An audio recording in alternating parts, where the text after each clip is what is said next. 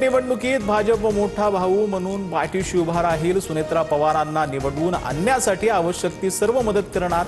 सुनेत्रा पवारांच्या भेटीत मुख्यमंत्री फडणवीसांचा शब्द।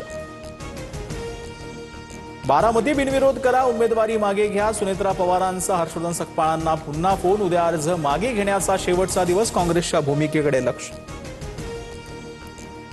बारामती विधानसभा पोटनिवडणुकीतून 6 जणांची माघार। अर्ज मागे घेण्याच्या पहिल्याच दिवशी 6 पक्ष उमेदवारांची माघार। निवडणूक रिंगणातील उमेदवारांची संख्या 47।